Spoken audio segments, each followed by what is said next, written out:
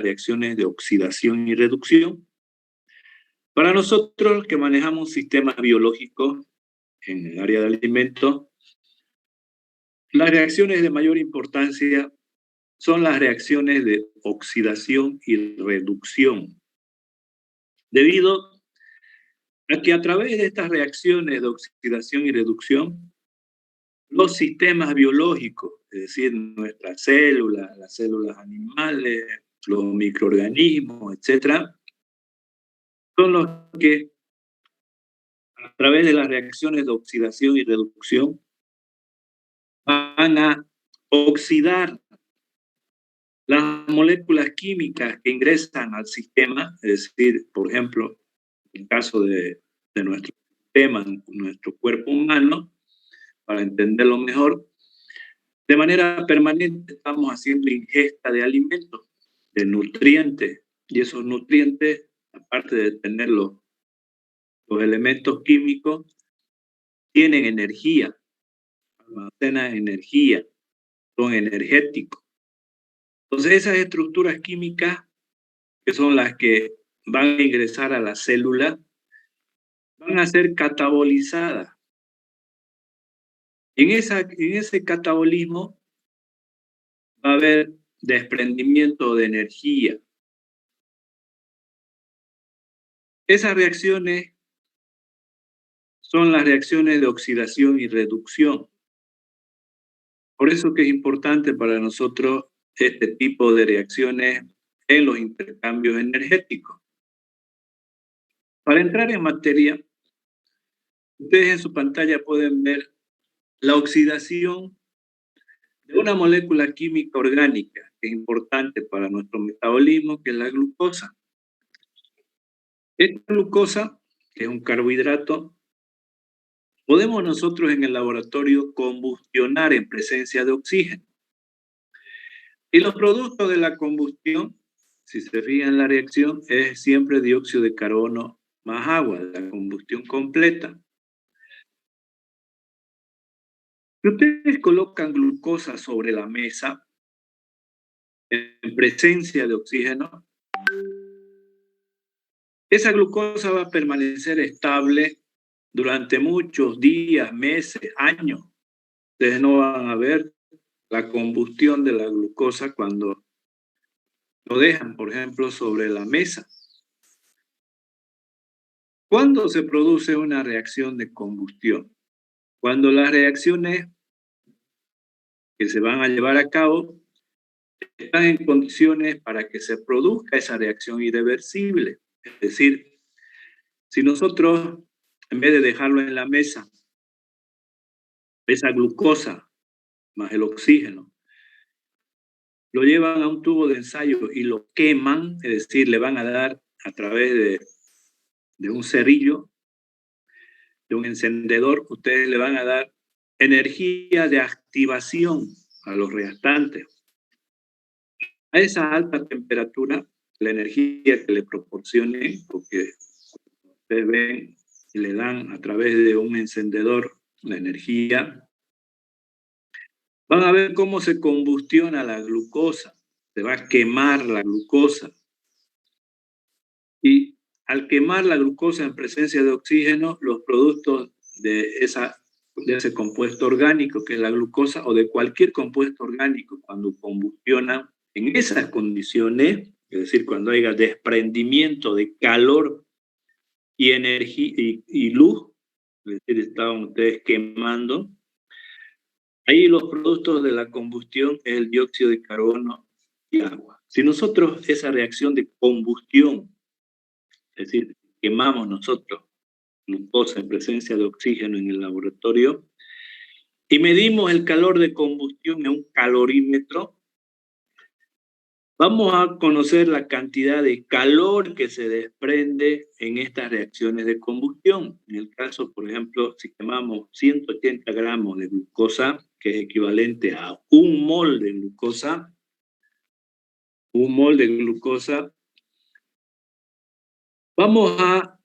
esa reacción va a liberar, vamos a medir nosotros la liberación de calor, que es energía máxima que se encontraba almacenada en esta estructura química va a ser desprendida en forma de calor, y esa cantidad de energía lo vamos a medir en el calorímetro.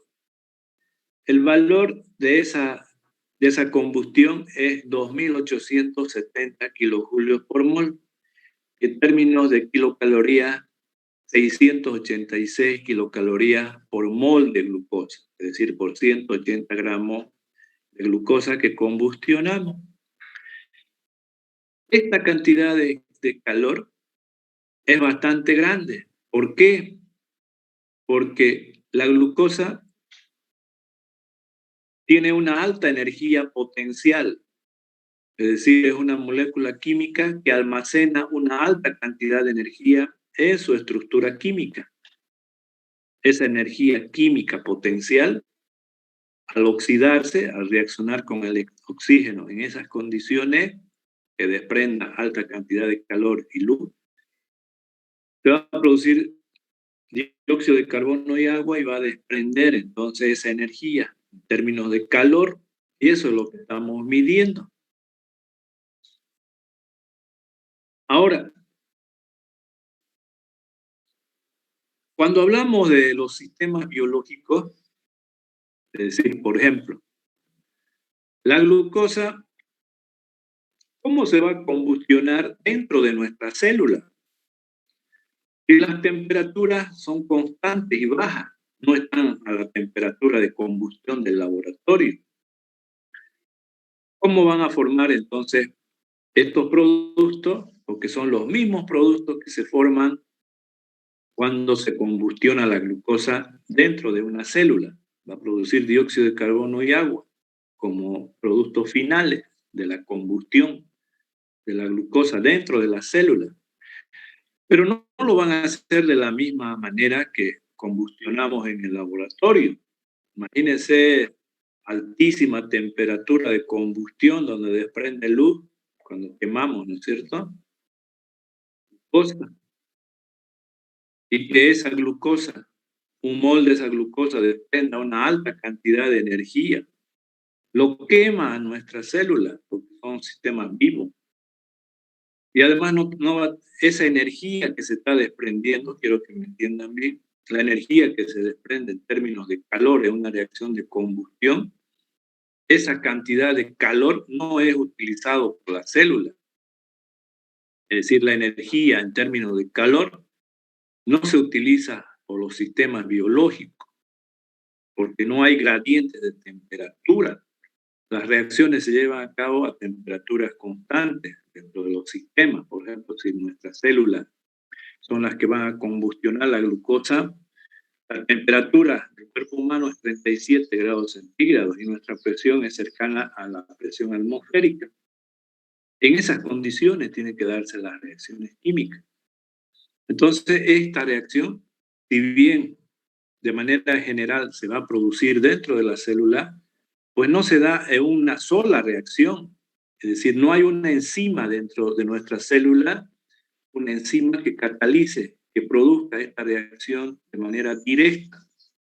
¿Por qué? Porque no es necesario. Si habría una enzima que catalice esa reacción, esta que estamos viendo de manera directa, desprendería una gran cantidad de calor y lo quemaría en nuestra célula. Además, decíamos que esa energía, esa alta energía, no va a ser utilizada por la célula. ¿Cómo entonces combustiona nuestra célula y produce la misma reacción de combustión, teniendo la posibilidad de liberar esta gran cantidad de energía y utilizarla como energía útil en nuestra célula? Porque este de acá es una fuente de energía, desprende esta cantidad de energía, pero así como está, desprende en términos de calor, pero esta energía potencial de la glucosa, ¿cómo tendría que ser desprendida por la glucosa para que la célula lo aproveche? Ahí vamos a ver los ciclos metabólicos.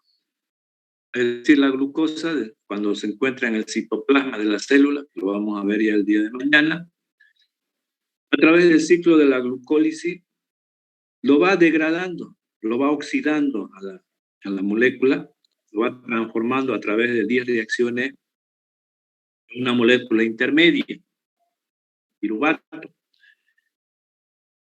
Y va a haber una reacción de oxidación y reducción ahí. Es decir, primero en ese ciclo metabólico vamos a activar la glucosa, vamos a invertir energía. La célula va a invertir energía para activar los intermediarios. Posteriormente va a formarse molécula altamente energética. Y en esa formación de moléculas altamente energéticas, la célula puede ya desprender energía de esos intermediarios, almacenarlo en términos de ATP, energía, parte entonces de la energía que está contenida acá, lo va a sintetizar en términos de ATP, pero esa cantidad de energía es bajísima. A ver que ni siquiera el 5% de la energía total pone en juego en ese ciclo de la glucólisis. Posteriormente, esos electrones de las reacciones de oxidación y reducción, van a ir, primero esa molécula que se forma como intermediario en el ciclo de la glucólisis, se va a oxidar más hasta dióxido de carbono, pero ya en otro ciclo que vamos a ver, que es el ciclo de Krebs. En ese ciclo, ya la molécula intermediaria que está parcialmente reducida, se va a oxidar completamente a dióxido de carbono, y en ese ciclo se va a producir 4 reacciones de oxidación y reducción, es decir, va a haber liberaciones de electrones altamente energéticos, lo que pasa en las reacciones de oxidación y reducción. Y esos electrones van a ir, por último, a otro ciclo que es la fosforilación oxidativa, donde esos electrones van a pasar a través de portadores de electrones intermediarios hasta llegar al oxígeno, que es el aceptor principal de electrones. Y ese ciclo nos va a mostrar cómo esos portadores de electrones van desprendiendo energía de manera gradual, de tal manera que la célula los pueda utilizar, lo va a sintetizar ATP en esos desprendimientos parciales de energía. Y es ahí donde vamos a producir una gran cantidad de energía y almacenarla en términos de ATP. Toda la energía que está acá no va a ser almacenada en términos de ATP porque somos sistemas vivos, no somos una máquina ideal. Parte de esas energías en las reacciones bioquímicas la vamos a desprender como calor, y eso lo observamos todos los días en nuestro cuerpo. Todo el tiempo estamos desprendiendo calor en nuestro entorno, ¿no? Y ese calor viene de esas reacciones exotérmicas. Si no me entendieron lo que estoy hablando, no importa, porque ustedes lo van a ver en todo esto, la clase siguiente, lo que les estoy mencionando. Solamente lo que quiero que me entiendan es que si bien esta molécula de manera directa, ¿no es cierto?, produce estos productos, también nosotros, nuestras células en bioquímica, vamos a ver la misma reacción global, pero por otro camino diferente, ¿no es cierto? Las reacciones van a estar a temperatura de 37 grados centígrados, por tanto, esta glucosa se va a degradar por diferentes reacciones intermediarias, decíamos, ¿no? Y que en algún momento este de aquí va a tomar esos electrones desprendidos de aquí, y en otro momento se va a formar estos productos. Se va a formar en el ciclo de Krebs, y esto de acá se va a formar en la reducción del oxígeno, se va a transformar en agua. Van a ser los mismos reactivos y los mismos productos en términos generales, y la cantidad de energía que se va a intercambiar va a ser la misma, pero de este total una parte lo va a utilizar la célula y la otra lo va a desprender así como está acá, en forma de calor. Entonces lo que me interesa a mí ahora no es que ustedes hayan aprendido todo lo que estoy hablando, sino que solamente me interesa que las reacciones de oxidación y reducción en los sistemas biológicos, eso sí quiero que conozcan, son de gran importancia para nosotros porque a través de estas reacciones de oxidación y reducción podemos explicar cómo se generan energías en las reacciones del catabolismo, cómo en el anabolismo esas energías son utilizadas para sintetizar moléculas.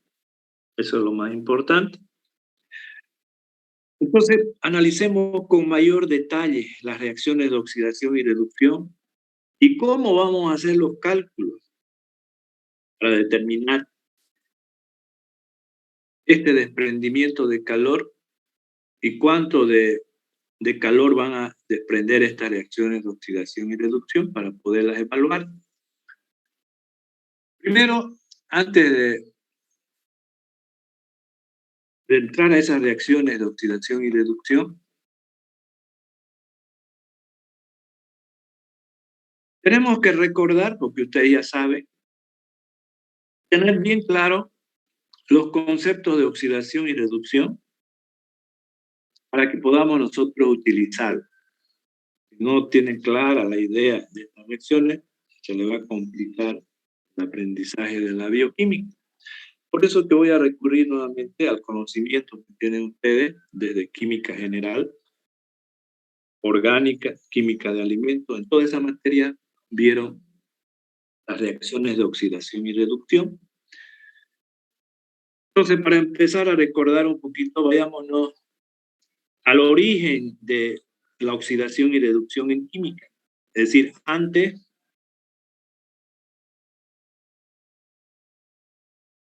cómo lo definían a una oxidación y cómo lo definían a una reducción. Entonces, veamos los conceptos de oxidación y reducción. Decíamos que inicialmente se entiende por oxidación la combinación de un elemento químico o un compuesto químico con oxígeno. Eso era para nosotros la oxidación, ¿no? Y sigue siendo hasta ahora, ¿no? El fenómeno inverso, es decir, la pérdida de oxígeno por parte de un elemento químico, un compuesto, se llama reducción. Entonces, ganancia de oxígeno, oxidación. Pérdida de oxígeno, reducción. Era el concepto primitivo, ¿no? Y eso lo vamos a analizar en estos ejemplos. Por ejemplo, cuando ustedes tienen un clavo, y ese clavo es de hierro, ¿no? Los clavos son de un material que es el hierro, ¿no? Por ejemplo, nosotros tenemos acá en el departamento de Santa Cruz el yacimiento más grande de hierro, que es el Montún, que una vez que se lo explote, no de manera política, sino de manera técnica e industrial, va a ser una de las empresas que más van a generar recursos económicos, y no solamente recursos, sino que toda la zona donde se encuentra este mineral, que es cerca de la frontera de Brasil, que ustedes conocen, en toda esa zona se va a convertir en un polo de desarrollo, ¿no? Porque podemos producir una serie de productos a partir del hierro, todo lo que es alambre, hierro, etcétera, etcétera, clavo. Bien, entonces el clavo está constituido de un material llamado hierro. ¿Qué pasa cuando usted un clavo nuevo lo deja en la intemperie, ¿no es cierto? Y al cabo de un cierto tiempo, a su mes, 2 meses, ustedes van y buscan el clavo y resulta que ese clavo está oxidado. Eso es lo que pasa, ¿verdad? ¿Qué es lo que pasó químicamente? Fue un proceso físico, un proceso químico de oxidación del hierro. Es decir, decimos que el hierro se oxida. Ustedes cuando ven un clavo, ¿no es cierto? Y ese clavo está ya con un herrumbe encima, es decir, está oxidado, le dice, se oxidó el hierro, ¿verdad? Químicamente, ¿qué es lo que pasa? Tenemos al hierro metálico, elemento químico llamado hierro, Este hierro, entonces, cuando se oxida, es porque está en presencia de humedad y oxígeno, ¿verdad? El oxígeno le va a el agua le va a ayudar a que produzca esta reacción, es decir, la humedad del medio ambiente. Pero el que reacciona es el oxígeno. Este oxígeno va a reaccionar con el hierro y va a producir el óxido férrico que conocen ustedes. ¿Qué fórmula tiene el óxido férrico? Hierro 2, oxígeno 3. Entonces, si vemos nosotros esta reacción química de oxidación, acá está el oxígeno, un elemento químico, el oxígeno y una sustancia química oxidada, oxidando el hierro. ¿Qué pasó con el hierro? Decimos se oxida. Químicamente entonces tenemos el óxido férrico. Fíjense que el hierro ganó acá oxígeno. O sea que ahora no es hierro, es óxido férrico. Es decir, en la molécula química tenemos la presencia no solo del hierro, sino del oxígeno. Hay una ganancia de oxígeno para formar el óxido férrico. Y eso se le llamaba oxidación. Ganancia de oxígeno, oxidación. Otro ejemplo, si combustionamos carbón en presencia de oxígeno a alta temperatura, así como vimos la reacción de combustión,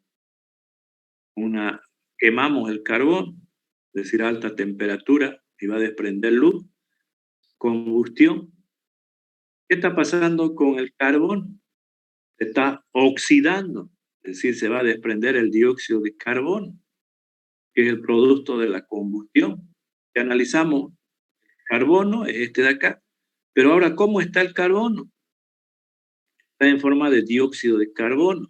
Está ganando oxígeno el carbono. Por tanto, oxidación. Ganancia de oxígeno, oxidación. Otro ejemplo. Tenemos acá el óxido cuproso. Óxido cuproso. En la molécula tenemos cobre, 2 oxígeno. ¿No? Por cada oxígeno, 2 cobre. Y primero, químicamente, en la primera reacción, para que quede claro, saben, pero lo voy a recordar, para esta reacción, cuando se forma el óxido férrico, este de aquí ustedes saben que es una sustancia iónica, es decir, el hierro ha perdido 3 electrones, ¿no? Está de hierro 0 a hierro más 3. Bien, después vamos a hablar de eso, mejor para no confundir. Digamos, con los conceptos básicos de oxidación y reducción. ¿Por qué acá le llamamos que el óxido cuproso se está oxidando a óxido cúprico? Si nos fijamos acá en la molécula del óxido cuproso, la relación entre el cobre y el oxígeno es de 2 a 1 en términos de masa, en términos de átomo, cantidad de mole. Es decir, aquí tenemos 2 átomos de cobre por 1 átomo de oxígeno, de 2 a 1. Y aquí la relación es de 1 a 1. Tenemos un átomo de cobre y un átomo de oxígeno. ¿Qué pasó acá? La relación es de 1 a 1, es decir, hay ganancia de oxígeno, ¿verdad? Por tanto, oxidación. Sigamos con los ejemplos. En este ejemplo de acá, donde el óxido férrico, en presencia de hidrógeno gaseoso, forma hierro y agua. Esta no es reacción inversa de la primera, no. Si bien tenemos el óxido férrico, tenemos el hierro, pero la reacción no es la misma. Es otra reacción química. Y el óxido férrico va a reaccionar con el hidrógeno, ¿no? Entonces, en esta reacción, ¿qué pasa con el hierro? Y el hierro está oxidado. Y ese es el óxido férrico. Tiene 3 átomos de hierro la molécula. Óxido férrico. Por 2 átomos de hierro, 3 átomos de oxígeno. Y en el producto tenemos el hierro.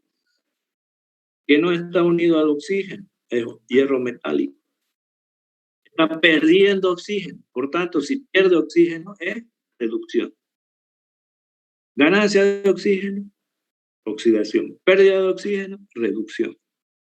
Ese es el concepto original, ¿no? A medida que la química avanza, se incorpora otros conceptos a la oxidación y reducción. Por ejemplo, en este ejemplo que vemos, tenemos una reacción donde el sulfuro de hidrógeno, que este de acá, se transforma en azufre. ¿Qué es lo que está pasando con el azufre? Está perdiendo átomos de hidrógeno. Y decimos que el azufre se está oxidando. Es decir, en este caso, ya el azufre, no estamos hablando del oxígeno, ¿verdad? Estamos hablando ahora de otro elemento químico que es el hidrógeno. Cuando hay pérdida de hidrógeno, como en este caso, se llama oxidación. Si hay ganancia de hidrógeno, se llama reducción. En este caso, entonces, el sulfuro de hidrógeno, al perder los hidrógenos, se está oxidando a azufre. Entonces ya tenemos dos conceptos para la oxidación y la reducción. Repito, en términos de oxígeno, oxidación es ganancia de oxígeno y reducción, pérdida de oxígeno. En términos de hidrógeno, cuando se pierde hidrógeno, es decir, el proceso inverso, cuando se pierde hidrógeno, es oxidación. Cuando se gana hidrógeno, reducción. Eso que quede claro, ¿no? Bien. Sin embargo, ahora ya ustedes, el concepto de oxidación y reducción es diferente. Ustedes seguramente me dijeron, Iván, ¿y por qué está hablando de ese tema? Porque ellos me han enseñado que oxidación y reducción es a través de intercambio de electrones, ¿no? Eso es lo que ahora les enseñamos a los estudiantes.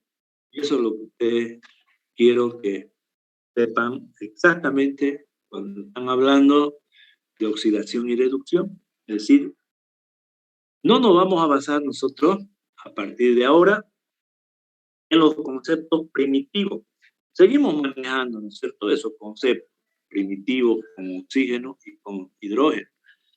Pero ahora ya tenemos mayor propiedad para poder hablar de oxidación y reducción en términos de intercambio de electrones, que es lo que en términos generales ahora llamamos oxidación y reducción.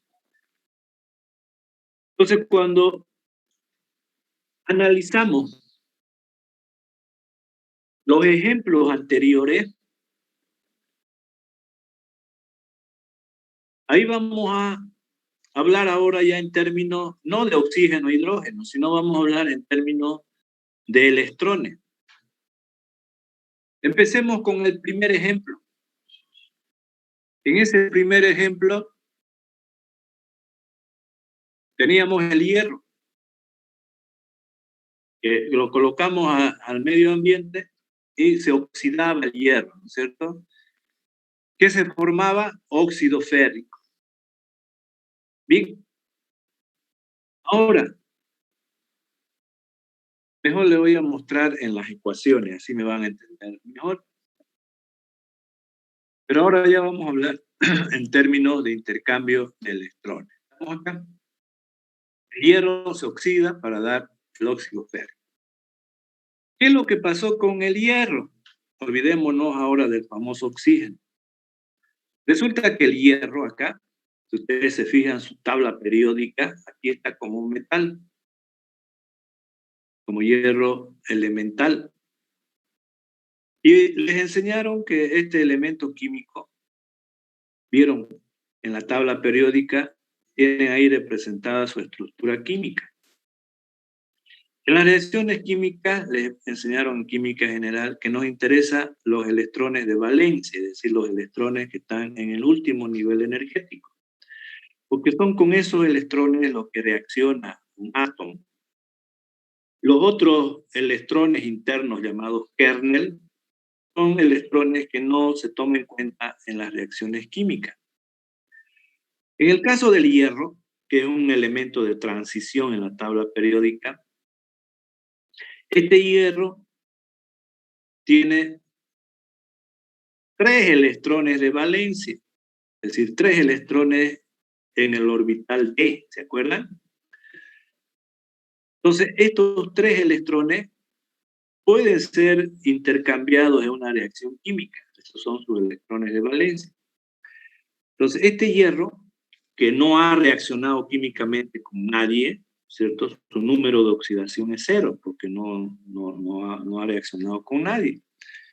Pero al reaccionar con el oxígeno, ¿qué va a pasar con el hierro? Las reacciones químicas, acuérdense siempre que es intercambio de electrones, nada que ver con masa, ¿no? Por eso que ustedes utilizan el principio de la conservación de la masa para igualar las reacciones químicas.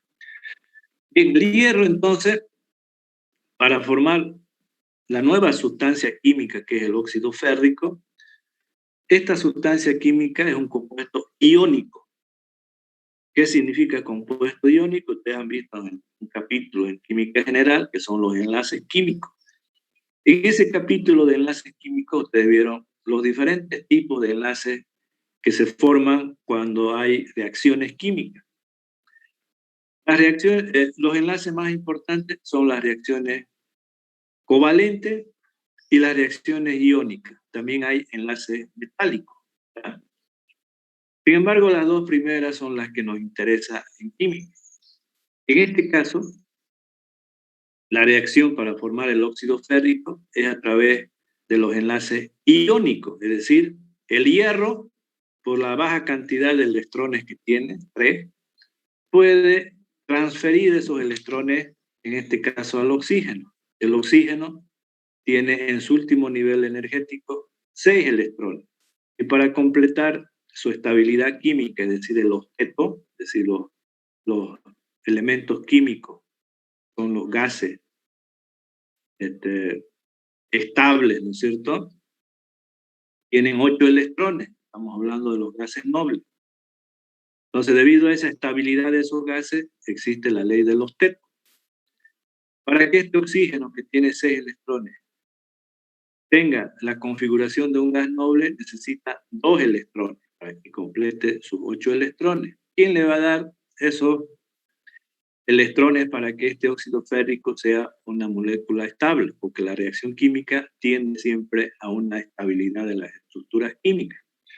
Aquí lo tenemos entonces al hierro. El hierro es el que tiene 3 electrones para entregar y el oxígeno tiene 2 electrones como capacidad para recibir.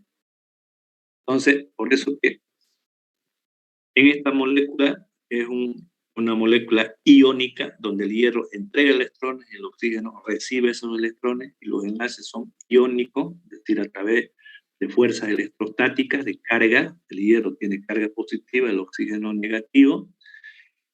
Necesitamos nosotros 2 átomos de hierro, porque cada átomo libera 3 electrones, son 6 electrones. Entonces, la molécula tiene 3 oxígenos, porque cada oxígeno recibe 2 electrones, son 6. Por tanto, aquí hay un intercambio de electrones. Está transfiriendo electrones el hierro al oxígeno. ¿Sí? Entonces, si está transfiriendo el hierro electrones, está perdiendo electrones. Entonces, ¿qué pasa aquí? Hierro. El hierro se está oxidando. ¿Y qué significa ahora oxidación? Pérdida de electrones. Eso es lo que les han enseñado a ustedes.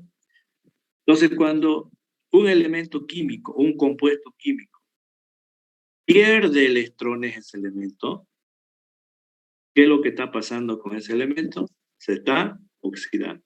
El proceso inverso, el elemento químico compuesto que recibe electrones se está reduciendo. Y ese es el concepto moderno que utilizamos nosotros, que nos enseñaron en química. Bien, entonces este hierro se está oxidando porque está perdiendo electrones en la formación del óxido férrico. Y el oxígeno acá se está reduciendo porque es el que está ganando los electrones. Es importante también recordarles, ustedes saben también, ¿no es cierto?, que en una reacción química, elementos químicos entregan electrones y otros elementos reciben electrones. Es decir, son pares redox. Hay entrega de electrones y esos electrones van a ser recibidos por otros átomos que se van a reducir. Es decir, no hay electrones libres, porque los electrones libres lo que originan es una corriente eléctrica. Por ejemplo, cuando nosotros tenemos la corriente eléctrica, un flujo de electrones a través de un metal. Bien, estamos hablando de reacciones químicas. El segundo ejemplo, la oxidación del carbono. Hemos dicho que el carbono se está oxidando. Ahora, en términos de electrones, ¿qué pasa aquí con el carbono? Su número de oxidación es 0, porque no ha reaccionado con nadie. Aquí, el Lewis, ¿cierto? El dióxido de carbono es carbono unido por un doble enlace a un oxígeno y unido por otro doble enlace al oxígeno, ¿cierto? Es decir, el carbono es el átomo central unido por dobles enlaces a los dos oxígenos. Es decir, está formando enlaces covalentes. En las estructuras químicas covalentes, le enseñaron en química que esas moléculas químicas forman estructuras polares, es decir, esa polaridad ustedes lo evaluaron en términos de afinidad. ¿Quién es más afín por los electrones? Entonces ahí tenemos una tablita en química general que es la afinidad por los electrones. Y ahí sabemos qué elementos químicos tienen mayor afinidad por los electrones que otros. Entonces el oxígeno tiene una mayor afinidad por los electrones que el carbono. Significa que cuando forma enlace tipo covalente, esos electrones que está compartiendo están más pegados al núcleo del elemento que tiene mayor capacidad de atraer los electrones. Entonces, en este caso es el oxígeno. Tiene una mayor electronegatividad. Es decir, si bien los electrones están compartiendo con el carbono porque son enlaces covalentes, esos electrones están más desplazados hacia el oxígeno, que es más electronegativo. Tanto que está pasando acá. El carbono está perdiendo electrones, porque sus electrones, si bien está compartiendo, están desplazados hacia el oxígeno. Por eso de ahí viene el número de oxidación. Entonces, en el caso de este carbono, como son 4 enlaces covalentes, entonces su número de oxidación es más 4, y como hay 2 oxígenos, su número de oxidación es menos 2. Bien, para aclarar entonces, el carbono, cuando forma el dióxido de carbono, este está perdiendo electrones. Por tanto, ¿qué está pasando con el carbono? Se está oxidando. En el tercer ejemplo, cuando el óxido cuproso se transforma en óxido cúprico, hemos dicho que es oxidación, ganancia de oxígeno. ¿Qué pasa con los electrones? Cuando hablamos de este óxido cuproso, el cobre es el átomo central unido por enlaces covalentes al oxígeno. ¿Ah? Es decir, los enlaces son covalentes con el oxígeno. En este caso, ¿no es cierto?, hay 2 cobres y un oxígeno. 2 cobres y un oxígeno. El átomo central es el oxígeno y los cobres son los átomos periféricos. Es diferente a este, ¿no? Entonces, lo voy a dibujar aquí. el cobre, ¿no es cierto? Cobre está unido, perdón, el oxígeno, mejor dicho, el oxígeno, que es el átomo central, está unido a dos átomos de cobre por enlace covalente simple. Entonces, en cada enlace, en cada cobre, esos electrones en los enlaces covalentes están desplazados hacia el átomo más electronegativo, que siempre es el oxígeno. Entonces, el cobre está entregando electrones. Se va a oxidar acá, tiene una cierta oxidación aquí, pero este de acá está más oxidado. ¿Y por qué está más oxidado? Porque ahora el cobre, aquí en el óxido cúprico, hay solamente un cobre y un oxígeno. Por tanto, la unión entre esos dos átomos es a través de un doble enlace. Por tanto, este átomo de cobre está perdiendo dos electrones, porque esos electrones covalentes están más pegados hacia el oxígeno, que es más electronegativo. Entonces, en este caso, si bien el cobre está oxidado, ¿no es cierto?, porque está perdiendo un electrón, pero cuando se forma el óxido cuproso, está mucho más oxidado, porque está perdiendo no un electrón, sino dos electrones. Pérdida de electrón, oxidación.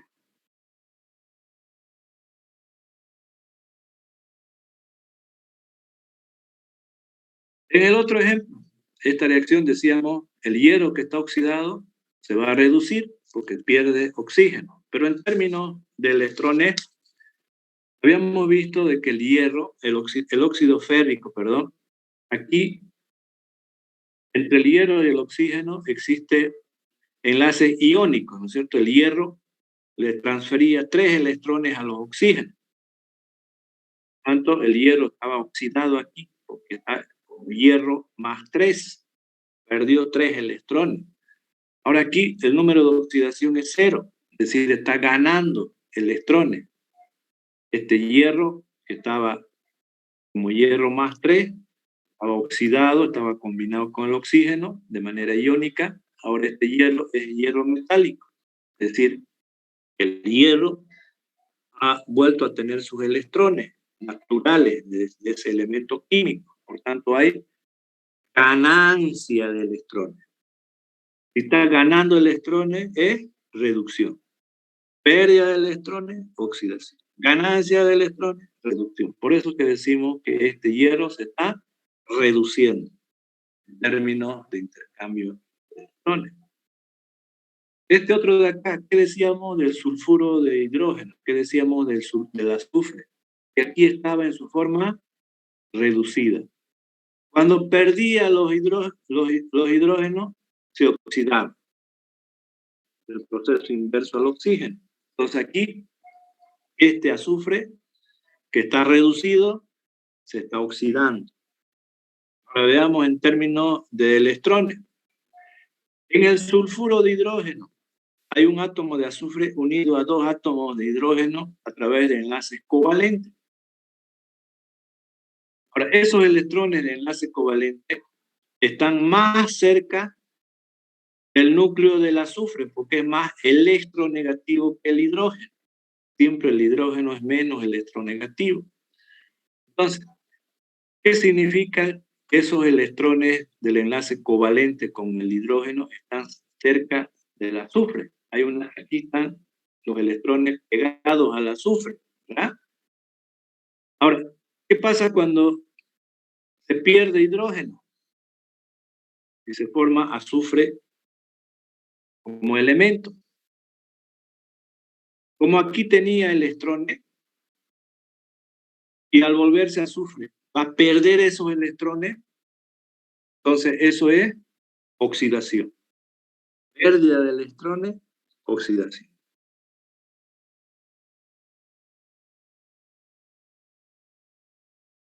Bien, resumiendo, a partir de ahora, ustedes, los conceptos de oxidación es pérdida de electrones y reducción, ganancia de electrones. Esta reacción, por ejemplo, donde el hierro metálico se combina con el gas cloro y forma el cloruro de hierro, que son enlaces de tipo iónico. Hay una transferencia de los electrones del hierro, que son 3, hacia 3 átomos de cloro, porque cada cloro está recibiendo un electrón. Entonces este tricloruro de hierro férrico es una molécula química, ¿no es cierto?, con enlaces de tipo iónico. El hierro está entregando electrones para que se vuelva hierro más 3. Entonces, ¿qué está pasando con el hierro? Está entregando electrones, se está oxidando. El cloro, al recibir los electrones, porque aquí está recibiendo de cloro 0 a cloro menos 1. Está recibiendo electrones, por tanto, reducción. Fíjense acá en esta reacción. ¿Por qué hay esta reacción? Para que ustedes tengan la idea clara, que ahora aquí no hay participación ni de oxígeno ni de hidrógeno, ¿no? Aquí tenemos el hierro que va a desprender electrones para formar el cloruro férrico. Por tanto, hay oxidación del hierro. Y el cloro que va a recibir los electrones acá como cloruro con carga negativa, que recibe los electrones, es el que se reduce. Y no hay ni hidrógeno ni oxígeno. Pero estamos hablando de intercambio de electrones. El hierro entrega, se oxida. El cloro recibe, se reduce. Bien, espero que ya con esto, ¿no es cierto?, todos sus conceptos, solamente les estoy recordando los conceptos de oxidación y reducción. ¿Por qué hemos recordado y tener clara la idea de lo que es oxidación y reducción? Porque a través de estas reacciones de oxidación y reducción, decíamos que los sistemas biológicos van a captar energía de esas moléculas químicas que están en los alimentos. Y para poder evaluar esas reacciones de oxidación y reducción, tenemos que conocer el potencial de reducción. Entonces vamos a tratar de explicar ahora qué es el potencial de reducción y cómo lo vamos a utilizar los potenciales de reducción para los cálculos energéticos. A ver, en la ecuación de Faraday. Bien, para entender bien lo que es el potencial de reducción, vamos a agarrar un ejemplo común que ustedes seguramente van a ver cuando vean las pilas voltaicas en alguna materia, es decir, la electroquímica. A través de una reacción química se genera energía. En este potencial de reducción veamos un ejemplo para que nos ayude a entender. En un vaso de precipitado en el laboratorio, vamos a colocar una solución de sulfato de cobre. El sulfato de cobre es una sal. El sulfato de cobre. Cuando está en forma de sólido, son unos cristalitos blancos, parecido a la sal o al azúcar. Estos cristalitos, cuando ustedes los disuelven en agua, el sulfato de cobre, a medida que van concentrando, que van agregando más sulfato de cobre, la solución se va a volver más azul. Es decir, este de acá, cuando lo disolvemos en agua, como existe azufre, este azufre le va a dar el color, el sulfato le va a dar un color azul. Perdón, el cobre es el que le va a dar el color azul, no el sulfato, el cobre. Cobre, cuando está con número de oxidación más 2, le confiere un color azulado a la solución. Este de acá no tiene nada que ver, ¿cierto? Cuando lo disolvemos en agua, forma el cobre más 2, que es un electrolito, y el sulfato, que es electrolito. Este no participa de la reacción. Es un ion espectador, que lo llamaron químico. Entonces, esto El sulfato de cobre cristalito, vuelvo a repetir, le colocan en agua para formar una solución de sulfato de cobre. A medida que van aumentando de cristalito de sulfato de cobre, lo que me interesa es que a medida que la concentración del cobre aumenta en la solución es más azulada. Bien, entonces, en un vaso de precipitado tenemos la solución de sulfato de cobre. ¿Qué pasa cuando nosotros agregamos unas virutas de zinc? Es decir, el zinc en forma de viruta, para que tenga una mayor superficie de contacto. Si no quieren complicarse, pónganle nomás zinc metálico. Cuando ustedes ponen en contacto estos dos, es decir, en el vaso de precipitado está esta solución y le colocan un trocito de zinc metálico y observan que se produce una reacción ahí adentro, ¿cómo lo pueden observar? Por el color, es decir, el color a medida que va reaccionando el sulfato de cobre con el zinc, la coloración de la solución es cada vez más blanquecina. Si sigue la reacción, va a tomar la coloración del agua, incolora. ¿Qué es lo que está pasando? Esta reacción química. Es decir, el cobre está disuelto como con número de oxidación de +2, ¿no? Está reaccionando con el zinc. Es el cobre que reacciona con el zinc. Este es el espectador, decíamos. ¿Cómo reacciona? A través de sus electrones. El zinc es un metal que tiene número de oxidación de 0 y puede entregar 2 electrones de valencia, ahora para que sea zinc +2. Entonces le va a entregar los electrones ¿a quién? Al cobre. El cobre está oxidado, es decir, se puede reducir el cobre a cobre metálico, recibiendo electrones.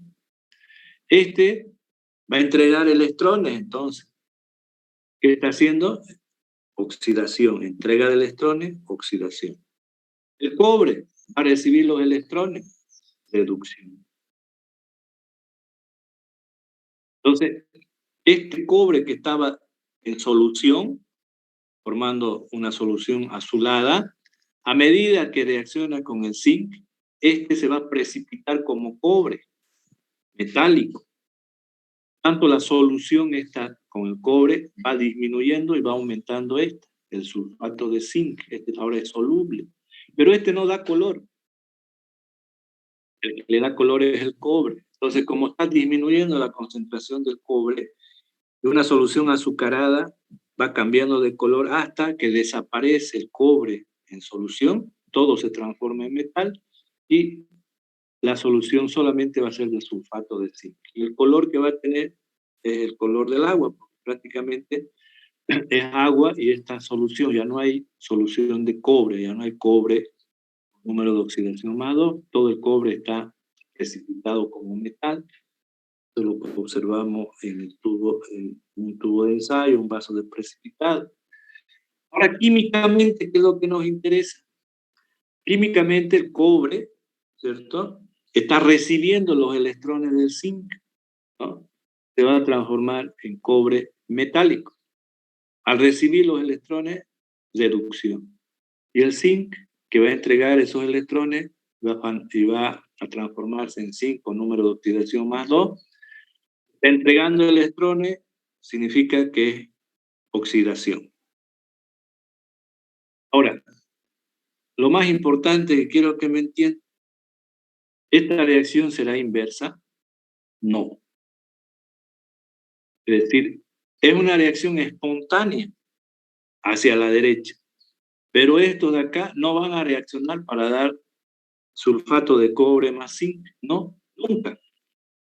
Ahora, ¿cómo podemos explicar esas reacciones espontáneas? De la siguiente manera. El cobre frente al zinc, es decir, esto es como una pelea, ¿no? Es un ejemplo estúpido que estoy poniendo, pero así me van a entender, ¿no? Supongamos una persona que tiene bajo peso, persona pequeña, ¿no es cierto? Ustedes le ponen a pelear con un boxeador grande, ¿no? Profesional. ¿Quién va a ganar en la pelea? El boxeador profesional, ¿no es cierto? Le va a pegar al otro. No creo que ese le pegue al grande, ¿verdad? Ahora, ¿qué pasa si esa persona que perdió la pelea, ¿no es cierto? Frente al boxeador profesional, ahora le hacemos pelear con otra persona, por ejemplo, con un niño, ¿no? ¿Quién va a ganar ahora en la pelea? Esa persona que perdió con el profesional, ¿no? Es decir, si nosotros decimos quién gana o pierde en una pelea de box, ¿no? Tenemos que ver con quién está peleando, pues, ¿no? ¿Verdad? Es lo que pasa en los box, cuando ustedes ven etcétera. Eso va a depender de la capacidad que tiene cada uno, ¿verdad? En la pelea. Es lo mismo lo que pasa en química. Y el cobre con relación a este siempre va a ganar electrones. Este siempre le va a entregar. Eso quiero que me entiendan. Es como la persona que peleó en el box, ¿no es cierto?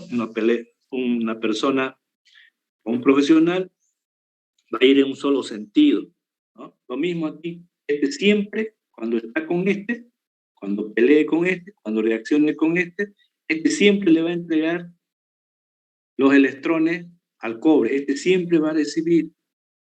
No es al revés. Este no tiene la capacidad de entregar electrones y pasarle al zinc, ¿no? Ahora, ¿qué pasa si a este le cambiamos de pareja? Le ponemos otro metal aquí. Entonces, puede ser que este de acá, acuérdense ya de la segunda pelea, el que perdió con el profesional, si pelea con otro que sabe pelear menos, por ejemplo, con un niño, este ahora puede ser que entregue los electrones y el otro que reciba los electrones. Lo que quiero que me entiendan, con este ejemplo absurdo, ¿no?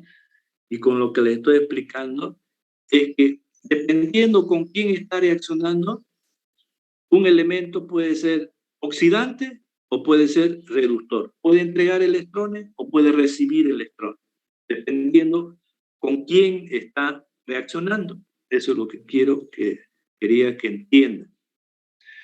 En este caso, siempre cuando hacemos reaccionar el zinc con el cobre, este va a recibir electrones y este es el que va a ganar. Ahora, para que me entiendan el potencial de reducción, nos vamos a basar siempre en el que gana electrones. ¿Quién es el que gana electrones? Va a tener un mayor potencial de reducción. Por ejemplo, entre este y este tiene un mayor potencial de reducción. ¿Y por qué? Porque este siempre gana electrones y este pierde comparado con este. Y a eso lo vamos a llamar potencial de reducción, la capacidad que tiene un elemento químico, un átomo, de recibir los electrones. Cuanto mayor capacidad tiene de recibir, tiene un mayor potencial de reducción.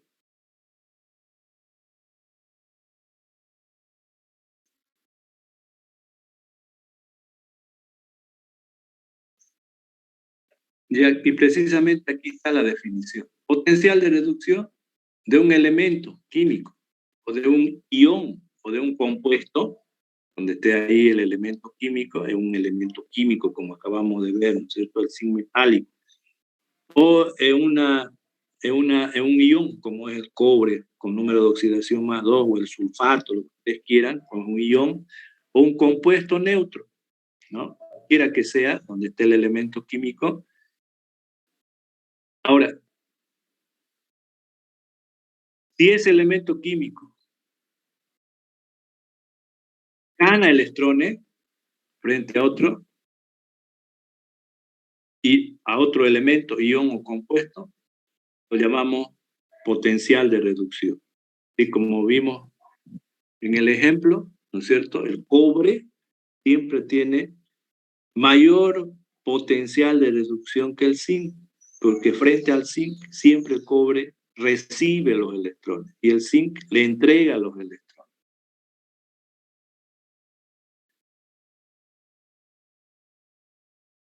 Como estamos hablando de reacciones de oxidación y reducción en química, les enseñaron que para conocer quiénes se oxidan y quiénes se reducen, porque es como el boxeo, ¿no es cierto? Depende con quién estás reaccionando para que sea oxidante o reductor. Y para eso, en química, por separado tenemos las hemireacciones. En términos de potencial de reducción, siempre las hemireacciones están escritas de esta manera en los libros, ¿verdad? Las hemireacciones en términos de potencial de reducción, es decir, de ganancia de electrones. Por ejemplo, este cloro va a ganar, este cloro tiene número de oxidación de 0, porque es una molécula que comparte de la misma manera los electrones en la molécula. Entonces, este de aquí, este cloro, al recibir electrones, que está en su forma reducida, ¿no es cierto? Va a ganar electrones, reducción. De esa manera siempre están colocadas las hemireacciones en todos los libros. En el primer miembro es reducción y este está en su forma oxidada. Bien. Entonces, estas son las hemireacciones. Cuando ustedes ven que una hemireacción, los electrones, es una hemireacción de una reacción de oxidación y reducción. En este caso, la oxidación es esta de aquí, ¿no? Libera el sodio, está entregando electrones, y este sodio, al entregar sus electrones, se forma un ion con una carga positiva, porque está perdiendo, cada átomo pierde un electrón. Necesita dos para formar el cloruro de sodio, igualar esta reacción química de aquí, porque este tiene dos átomos de cloro, la molécula de cloro. Entonces, aquí necesitamos dos sodios. Entonces, esta de aquí, estos dos átomos de sodio, cuando libera cada átomo un electrón, entonces acá va a liberar dos electrones, porque son dos átomos de sodio. Y al liberar el electrón, un átomo de sodio pierde el electrón y tiene carga positiva, es un ion. Entonces aquí hay una oxidación, liberación de electrones. Aquí hay una reducción, ganancia de los electrones. Estos electrones que está liberando el sodio va a ser captado, va a ser recibido por el cloro. Entonces, ¿qué está pasando con el cloro? Está recibiendo electrones, reducción. Para formar el cloruro.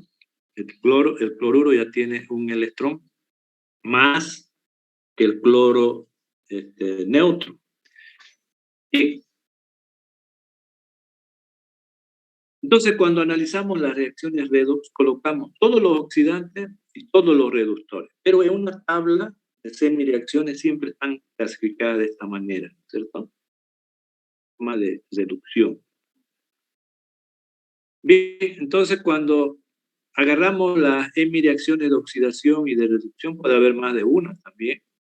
Posteriormente, esos pares de hemireacciones los juntamos porque no se va a dar así la reacción, ¿no es cierto? Cuando hay intercambio de electrones, el uno depende, el otro lo va a recibir.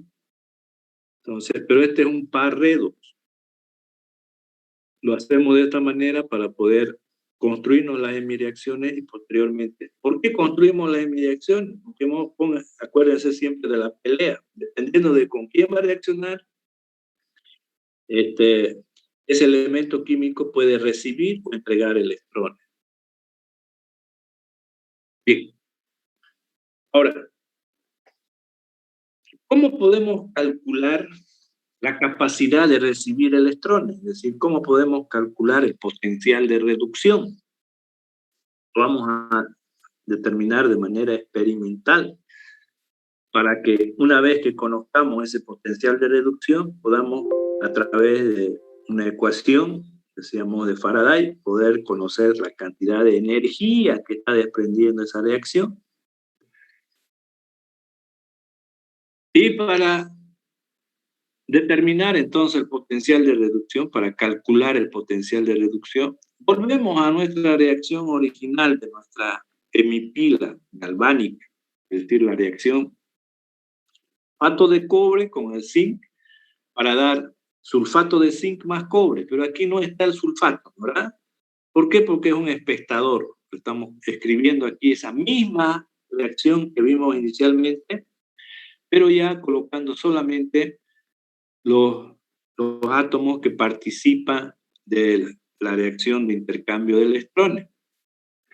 Entonces, este cobre con número de oxidación más 2, que era en el sulfato de cobre, que es el que está disuelto, es el que está recibiendo los electrones del zinc metálico para que ese zinc metálico se pueda disolver, estar como zinc con número de oxidación más 2 y precipitar al cobre. Bien, entonces, esa misma reacción ahora ya sabemos, ¿no es cierto?, que siempre este va a recibir electrones para transformarse en metal y este metal le va a entregar siempre los electrones para disolverse. Bien, este ejemplo de acá, que estaba en un vaso de precipitado, ahora lo vamos a hacer esta misma reacción, pero en dos recipientes diferentes. La misma reacción en dos recipientes diferentes. Y esa es la construcción de una semipila o hemipila, llamada pila electroquímica. Entonces, veamos la misma reacción, pero ahora ya en dos hemipilas para formar la pila electroquímica. Entonces aquí tenemos un recipiente, aquí tenemos otro recipiente. ¿Y qué es lo que hacemos en este primer recipiente? Vamos a colocar una solución de sulfato de zinc. Solución de sulfato de zinc. Y dentro de la solución de sulfato de zinc, vamos a colocar un electrodo. Vamos a colocar un electrodo de un metal de zinc metálico. En este otro recipiente, vamos a preparar otra solución de sulfato, pero ya sulfato de cobre. Y el electrodo, vamos a colocar aquí un metal de cobre, el electrodo. Entonces, fíjense que estos ya los conocemos, ¿cierto? Al sulfato de zinc, al sulfato de cobre en la primera reacción, al zinc y al cobre, lo hemos visto en la primera reacción. Pero ahora eso lo estamos colocando por separado, ¿no? Estamos construyéndonos una hemipila. Este es un puente salino, esto no le voy a explicar porque no tiene sentido ahorita. Bien, entonces, aquí tenemos una semipila y aquí una semipila. ¿Qué va a pasar con esto? En esta semipila, como tenemos zinc y tenemos sulfato de zinc en la solución, aquí el zinc, este zinc de acá, cuando se transforma en zinc en la solución, es decir, con número de oxidación de más 2, ¿qué significa? Que está perdiendo 2 electrones, ¿cierto? Cuando se solubiliza, está perdiendo 2 electrones y se transforma en zinc soluble, es decir, zinc con número de oxidación más 2. Y eso es lo que va a pasar. Este metal se va a disolver y va a liberar 2 electrones por cada átomo de zinc. Ahora, ¿dónde están esos 2 electrones? Esos 2 electrones van a ir por este cable metálico que va a estar unido a este otro metal, a este otro electrodo. Es decir, va a haber un flujo de electrones. De este electrodo de zinc va a venir los electrones por acá, van a llegar al electrodo de cobre y van a pasar a la solución. Es decir, el que va a recibir esos electrones va a ser el cobre con número de oxidación de más 2. Al recibir los electrones, se va a transformar en cobre metálico, ¿no? 2 electrones cuando vengan acá, este cobre se va a transformar en cobre metálico. O sea que este cobre que está en solución se va a precipitar aquí. O sea que a medida que hay flujo de electrones, esta solución que tenía un color azulado va a cambiar de color a una coloración más blanca, porque este de aquí se está gastando, se está transformando en cobre metálico, porque este es el que le da color. Resumiendo, siempre, porque hemos visto que el zinc siempre entrega, ¿no sé, electrones y el cobre siempre recibe. Entonces, esa reacción que vimos inicialmente, ahora lo estamos separando en dos recipientes, en dos hemipilas, pero la reacción global es la misma.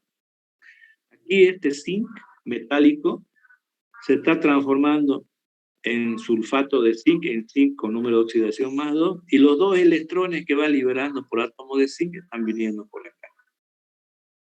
Llega al cobre, a este electrodo, y lo pasa a la solución. Al recibir los dos electrones, va a precipitar como cobre, ¿no? Los electrones son desprendidos por el zinc, viene por acá, y son recibidos por el cobre con número de oxidación más 2, y este se va a formar cobre. Ahora, ¿cuál es la importancia de esta pila electroquímica? Que hay un flujo de electrones externo a las reacciones químicas. Ahora ese flujo de electrones lo vamos a medir.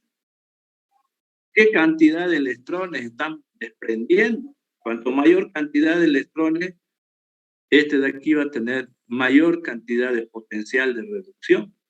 Entonces, vamos a medir aquí el flujo de electrones. ¿Y con qué medimos el flujo de electrones? Con equipo, con un voltímetro. Física vieron al voltímetro. Entonces colocamos aquí un voltímetro y vamos a medir el flujo de los electrones que pasa por acá.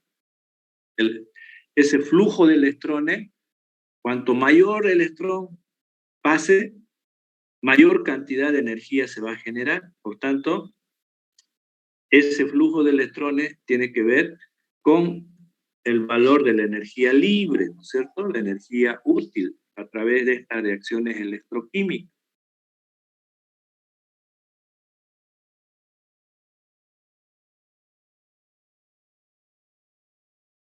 Bien.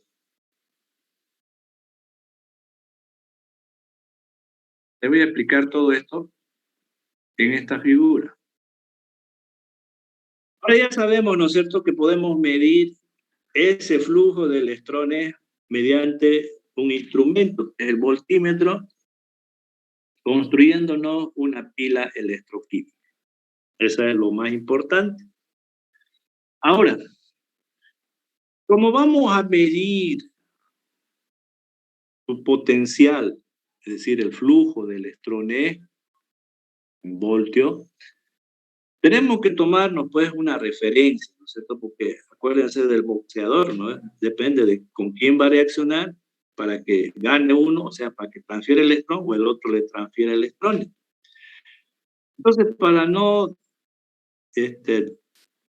hacer eso, tendríamos que agarrar dos, en el caso, por ejemplo, del sulfato de cobre y el zinc, ¿cierto? Siempre trabajar con ese par. Para evitarnos ese problema, vamos a agarrar una de las pilas, una de las hemipilas, como referencia. Y vamos a medir en el laboratorio todas las reacciones químicas en base a esa hemipila de referencia. Y vamos a obtener valores de los voltajes de todas las reacciones de oxidación y reducción con referencia a esa hemipila. Y esos valores los vamos a tabular y vamos a utilizar esas tablas ya para poder agarrar dos pares, quién se está oxidando, quién se está reduciendo, y de ahí vamos a calcular su potencial de reducción y vamos a utilizar esas tablitas para conocer el potencial de reducción de la hemipila, y con eso, a través de una reacción, de una ecuación de Faraday, vamos a calcular cuánto de energía puede liberar esa reacción. Entonces, ahora lo que quiero que me entiendan es que esta hemipila de la derecha va a ser de referencia, pero no va a ser de referencia el sulfato de cobre y cobre, no. Y de referencia vamos a agarrar la solución aquí, ¿no?, de ácido clorhídrico, es decir, un ácido fuerte, inorgánico. Puede ser ácido sulfúrico también. Lo importante aquí es que el hidrógeno protonado esté en una concentración de 1 molar, es decir, todos estos experimentos es en condiciones estándares. Significa que las soluciones acá es 1 molar. En esas condiciones realizamos el experimento para determinar valores en condiciones estándares. Si no, pues tendrían que variar esos valores en función a las concentraciones de los reactivos. Para evitarnos ese problema, trabajamos en condiciones estándares a 25 grados centígrados y la solución, decíamos, que tiene que ser 1 molar. Por tanto, aquí como referencia vamos a colocar un ácido fuerte, el ácido clorhídrico, donde la concentración del hidrógeno protonado sea 1 mol. Y el electrodo, desgraciadamente, tendría que ser el hidrógeno gaseoso, ¿no? ¿Verdad? Pero ¿cómo lo vamos a hacer si tiene que ser un metal? Ahí les han enseñado en química las mezclas, ¿no? ¿Verdad? Hay una mezcla del hidrógeno que es absorbido por un metal. Entonces, aquí vamos a colocar un metal que es el platino. Y en el platino vamos a preparar aquí con una malla la absorción del hidrógeno en platino. Es decir, este electrodo va a ser de hidrógeno gaseoso y la solución de hidrógeno protonado, es decir, la solución de un ácido fuerte. Ahora, eso son las tablas normalmente en fisicoquímica que ustedes ven en función un ácido fuerte, 1 molar, y un electrodo de platino donde se absorbe hidrógeno gaseoso. Sin embargo, como nosotros vamos a trabajar en sistemas biológicos, en células, aquí no podemos tener en las células, ¿no es cierto? No hay concentraciones de hidrógeno protonado de 1 molar, no existe en nuestra célula. Por tanto, en nuestra célula, si el pH es 7, la concentración del hidrógeno protonado es 10 a la menos 7, ¿no? Porque el pH es 7 de nuestro cuerpo. Por eso que vamos a modificar los datos y la referencia aquí, entonces va a ser una solución ácida de concentración de hidrógeno de 10 a la menos 7 y aquí el platino con el hidrógeno gaseoso. Esas son las condiciones estándares en sistemas biológicos. Bien, entonces esta hemipila constituida de hidrógeno protonado y de hidrógeno gaseoso nos va a servir como referencia para todos los potenciales de reducción de la semipila. Aquí vamos a colocar, por ejemplo, el sulfato de zinc con zinc y aquí el de referencia. Entonces vamos a medir qué potencial tiene el zinc y el sulfato de zinc con relación a la referencia. Queremos medir el potencial del sulfato de cobre. Y el cobre, entonces esto lo traemos aquí, lo medimos, ¿no es cierto? Potencial de reducción en base siempre al de referencia, al hidrógeno protonado y al hidrógeno gaseoso, ¿no? ¿Qué pasaría si nosotros colocamos acá sulfato de zinc, como está ahorita, zinc metálico, y aquí el de referencia? Un ácido, concentración de 10 a la menos 7 hidrógeno protonado, y el platino con el hidrógeno gaseoso. ¿Qué pasaría? Pasaría como está aquí, es decir, los electrones vendrían del zinc, le entregaría al hidrógeno gaseoso y el hidrógeno gaseoso le pasaría los electrones al hidrógeno protonado y ese hidrógeno protonado al recibir los electrones formaría hidrógeno gaseoso. Eso es lo que pasaría. Cuando sucede eso, significa de que esta hemipila está entregando electrones, es decir, se está oxidando. Entonces vamos a medir el potencial de oxidación con referencia a una referencia, que es el hidrógeno protonado y el hidrógeno gaseoso. Entonces este de acá, su potencial de reducción, por ejemplo, en este caso del zinc, del sulfato de zinc y del zinc, ¿verdad? Este de aquí va a ser negativo, porque este le está entregando los electrones. Este tiene un mayor potencial de recibir electrones. Por eso que el signo que va a tomar este va a ser negativo, en este sentido. Ahora, ¿qué pasaría si el sulfato de cobre y el cobre lo ponemos acá? Y aquí sigue siendo el electrodo de referencia con el hidrógeno protonado. En ese ejemplo, este de acá siempre recibe electrones, o sea que los electrones van a salir de aquí, del, del ácido protonado, va a pasar al hidrógeno gaseoso y lo va a transferir los electrones por acá y va a llegar al cobre metálico, y el cobre metálico le pasa los electrones al cobre con número de oxidación de +2, y ese cobre, ¿no?, al recibir los electrones va a precipitar el cobre. O sea, lo que va a pasar aquí, ¿verdad? Pero aquí ya está la hemipila de referencia. O sea que los electrones van a ir del de referencia, van a ir a la hemipila, que es este de aquí, que está colocado acá. ¿Por qué? Porque este siempre recibe electrones comparado con el hidrógeno y con el del zinc, porque es altamente, el cobre tiene un alto potencial para recibir electrones. Lo que estoy hablando se mide en el laboratorio a través de esta y la electroquímica, los términos de voltio, la cantidad de electrones que pasa para cada hemipila, y esos datos se va a tabular.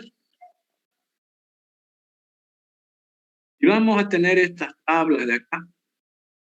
En esta tabla es para los sistemas biológicos. En química tienen tablas más completas para todas las reacciones de oxidación y reducción. No lo tienen para los sistemas biológicos, ellos no manejan sistemas biológicos. Pero el concepto es el mismo, el uso es el mismo de las tablas. Entonces, analicemos el resultado de ese experimento. Esta tabla de acá, y tenemos el potencial de reducción estándar, lo que está en condiciones estándares, de algunas medidas de reacciones biológicas importantes. Decíamos a 25 grados centígrados y a un pH de 100, condiciones biológicas. Fíjense ustedes que aquí están las hemireacciones, ¿no? En términos de reducción, es decir, en el primer miembro está el oxígeno, siempre aparece, perdón, el electrón, siempre aparecen los electrones en el primer miembro, significa que estos de acá son los que van a recibir los electrones, ¿verdad? Están en su forma reducida, todos estos de acá. Y estos están en su forma oxidada, es decir, una vez, por ejemplo, tenemos acá el oxígeno, ¿verdad? Este oxígeno va a recibir los electrones y se va a reducir a agua, ¿no?, con los electrones y los protones del medio. Aquí lo entendemos mejor. El hierro con número de oxidación +3. ¿Qué pasa con este hierro con número de oxidación +3? Tiene capacidad de recibir un electrón y va a transformarse en hierro con número de oxidación +2 porque ganó un electrón. Aquí está siempre en forma de recibir electrones, es decir, está en forma de reducción. Por eso estamos calculando el potencial de reducción de las hemireacciones. Estas hemireacciones están colocadas en la hemipila, a la izquierda. Y a la derecha es la reacción. Todos estos van a estar a la izquierda, ¿no es cierto?, en la hemipila. Te voy a volver a mostrar para que quede claro.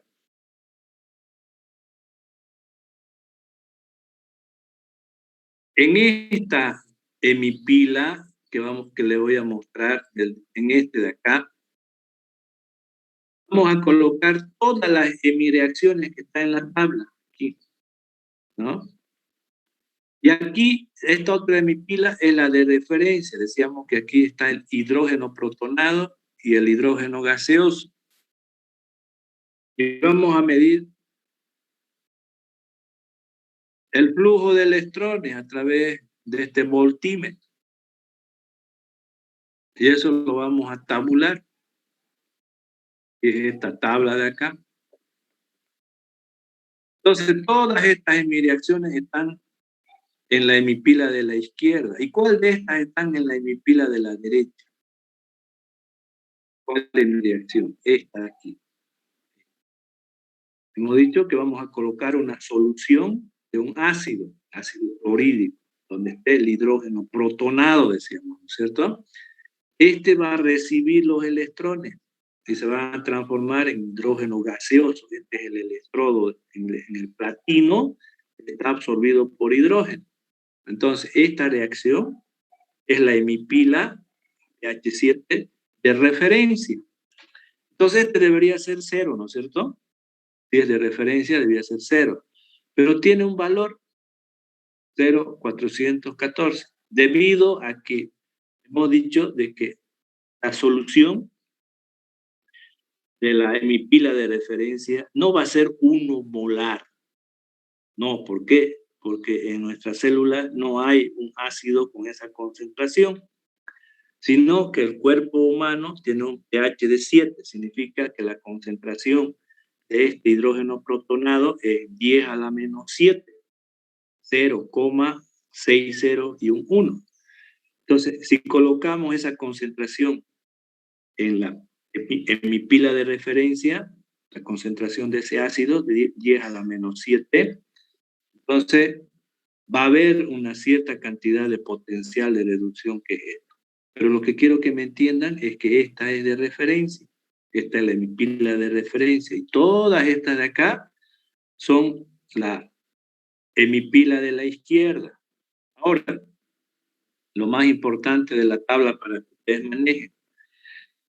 Si este de aquí es de referencia, hay hemireacciones con potenciales de reducción más grandes que esta reacción. Todos los que están por encima tienen potenciales de reducción mayores que este de aquí. Es decir, tienen la capacidad mayor que este hidrógeno protonado de recibir electrones. Este está recibiendo electrones.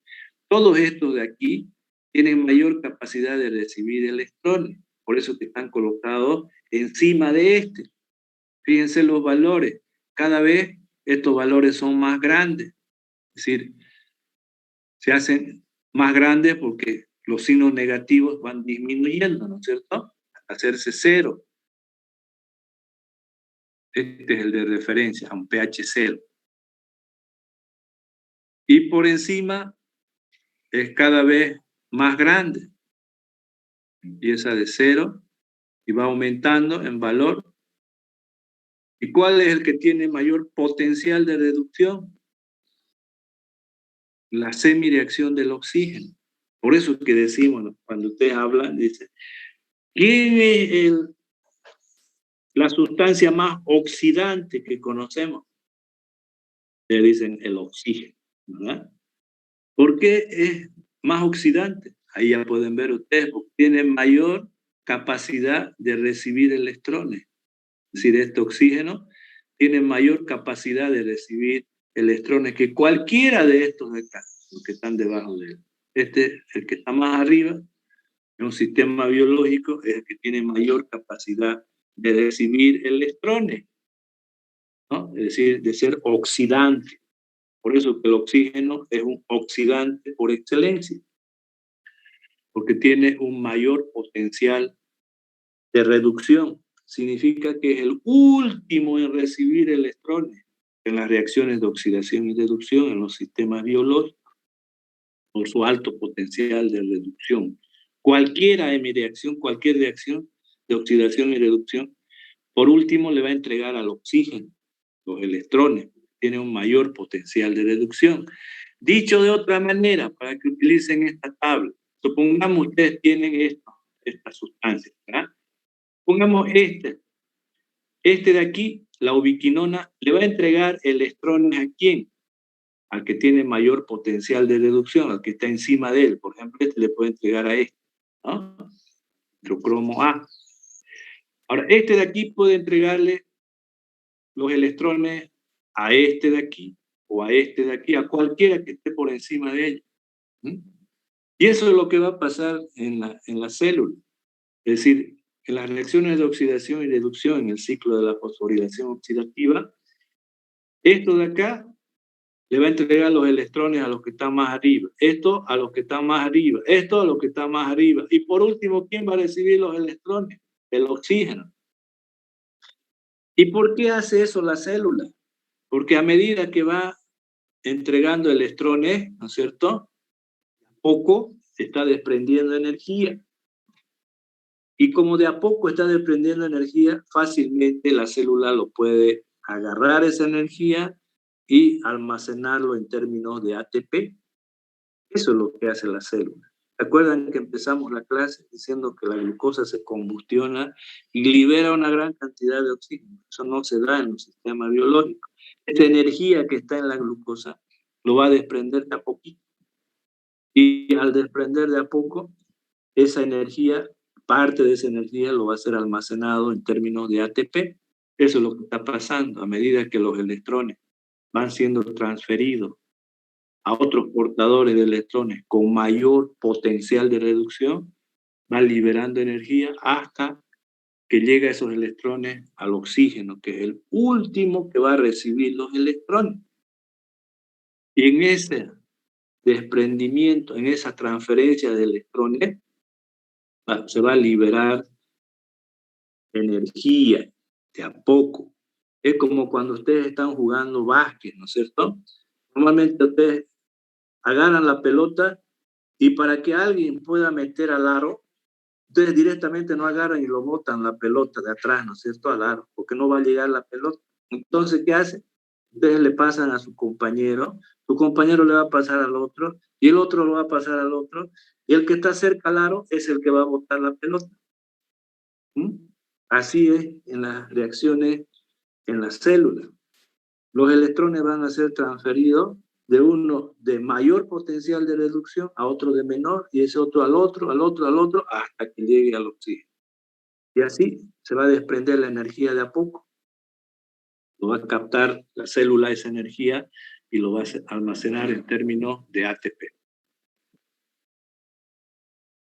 Bien, ahora, esta energía que se desprende por el intercambio de electrones lo estamos midiendo en las pilas electroquímicas y estamos midiendo, ¿no es cierto?,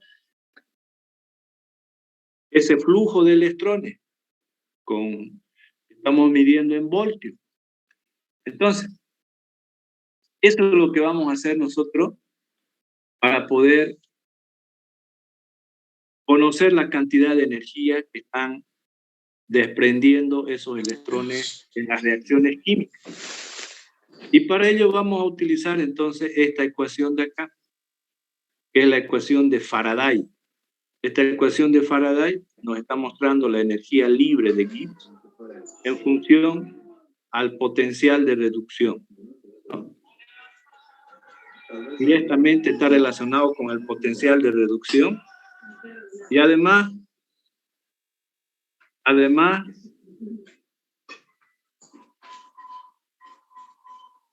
a ver, Quispe, te voy a anotar.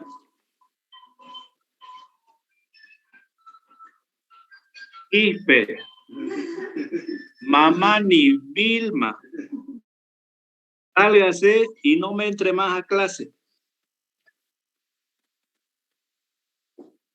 A ver, comuníquenle a Quispe que retire la materia. Quispe, Mamani. ¿Están escuchando? Hola. Sí, hola. Comuníquenle a Quispe, Mamani que retire la materia. Ya si no tiene interés en la materia, los que no tienen interés, mejor a que retire. Es una materia básica y tienen que aprender, ¿no es cierto?, en base a las reacciones químicas. Entonces, que se retire del curso y que no les perjudique. ¿Le puede hablar a alguien, por favor?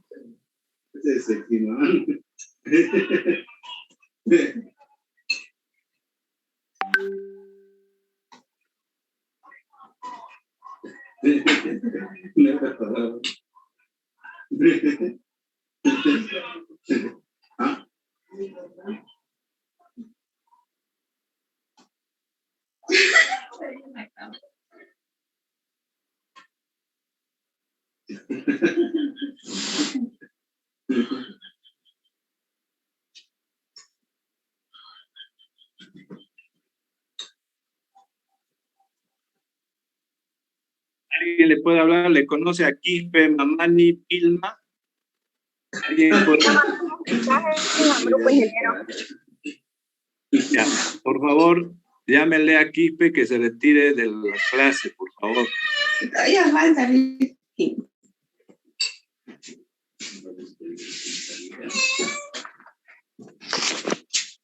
no puedo voltear. Yo lo puedo eliminar de aquí, pero yo no los elimino cuando están hablando. Los dejo que hablen hasta que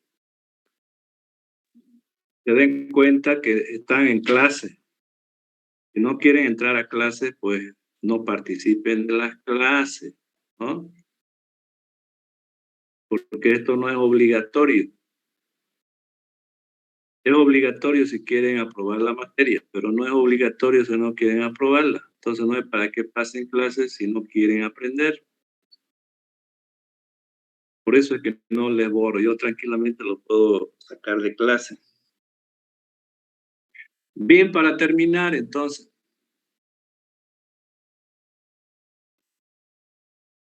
Como medimos el potencial de reducción de dos hemireacciones, ¿no es cierto? Vamos a multiplicar por la constante de Faraday. Es un número, Faraday el que propuso esta ecuación. Entonces hay una constante llamada constante de Faraday, que tiene un valor de 96,45 kilojulios por mol por voltio. Y N es el número de electrones de la reacción química. Entonces, con esos datos podemos calcular la cantidad de energía libre que se desprende en una reacción química, oxidación y reducción. Veamos este ejemplo para terminar. Vamos a suponer de que participa de una hemireacción un portador de electrones que es el NAT.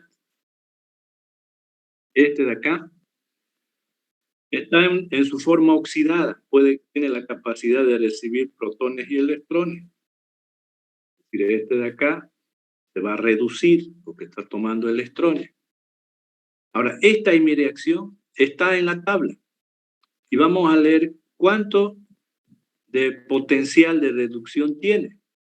A ver, veamos esa hemireacción del NAT en nuestra tabla. Es esta de acá. Este es el NAT, que va a recibir protones y electrones y se va a transformar en su forma reducida. ¿Cuánto es su potencial de reducción? Aquí está, con referencia a nuestra hemipila de referencia, ¿no es cierto?, del ácido y el hidrógeno. Tiene este valor, menos 0,320. ¿No? Bien. Ahora, ¿con qué semipila va a reaccionar? ¿Con qué semireacción va a reaccionar esta de acá? Esta está siempre en su forma reducida. Los electrones están a la izquierda. Este está en su forma oxidada, recibe electrones y se transforma en su forma reducida, ¿no? Y la ecuación está acá expresada en forma de reducción, es decir, este electrón está siempre a la izquierda. Fíjense, todos los electrones están a la izquierda en el primer miembro. Y en los productos no aparecen los electrones. Así está construida las hemireacciones para trabajarlas. Ahora, nos dice que este de aquí es el que va a entregar electrones, es decir, lo vamos a volcar a este. Este entrega los electrones y se oxida. ¿Quién lo va a recibir los electrones? Entonces ahí nos dice, en el ejemplo, el que va a recibir los electrones, nos dice, es el oxígeno. Aquí está el oxígeno. Va a recibir los electrones y se va a reducir a agua. Al recibir los electrones, ¿no es cierto? Hay una reducción, se reduce a agua, el oxígeno.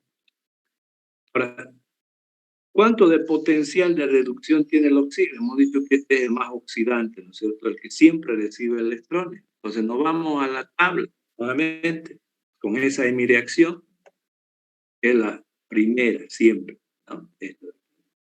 ¿Cuánto de potencial de reducción tiene? 0,816. Cuanto más grande es este número y es positivo, significa de que tiene mayor potencial de recibir electrones. A medida que esto va bajando, significa que esas hemireacciones, en vez de recibir, están entregando. Dicho de otra manera, para que ustedes manejen la tabla, los que están debajo de la tabla, todos estos de aquí, normalmente van a entregar electrones. ¿A quiénes? A los que están aquí arriba. A los que están aquí arriba, ¿no? Estos son los que tienen mayor potencial de recibir electrones. Entonces, una reacción de oxidación y reducción, normalmente estos de acá van a entregar los electrones, es decir, van a estar colocados al revés.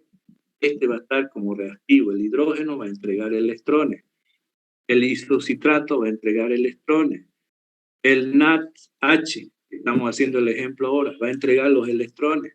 ¿Y quién lo va a recibir los electrones? Al decir entregar, estoy diciendo que vamos a volcar la reacción. ¿Y quiénes van a recibir? Los que están ahí arriba, así como está escrito. Por ejemplo, el oxígeno. Este va a recibir el electrón que proviene del NaDH y se va a reducir.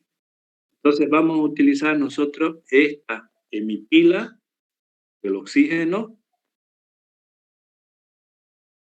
este potencial de reducción, 0,816, y la otra hemipila que es del NaD, nos dice, esta de acá, que tiene su potencial de reducción menos 0,320. La diferencia de este potencial de reducción es el delta E, la diferencia de potencial.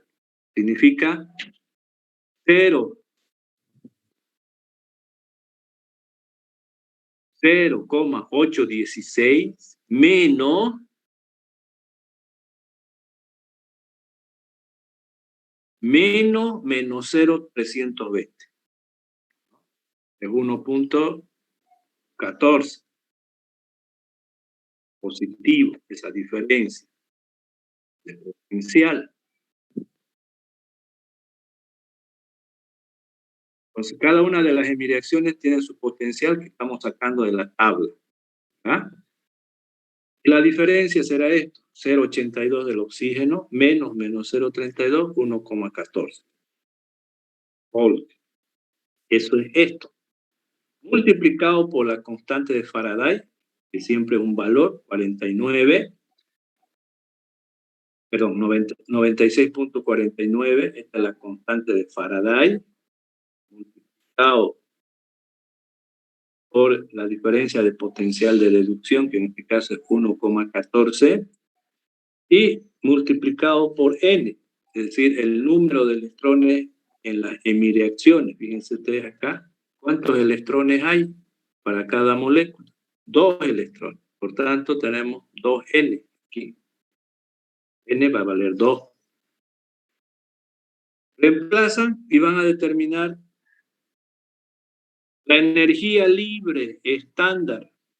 Energía libre estándar en condiciones biológicas de esa reacción de oxidación y reducción. Esta es la cantidad de kilojulios por mol que se desprende, una gran cantidad de energía, ¿no? Como es muy grande, me adelanto un poquito para decirles de que este de acá no le va a entregar los electrones directamente al oxígeno porque es una gran cantidad de energía. Entonces, ¿qué va a pasar con este? Ya les expliqué. ¿Qué va a pasar con este? Le va a entregar al que está arriba, el otro al otro, y el otro al otro, etcétera, hasta llegar al oxígeno. Y de esa manera, la célula va a poder captar esos incrementos de energía. Bien, espero que me hayan entendido. Esto es bien útil. Siempre vamos a hablar de esto cuando hablemos de bioquímica.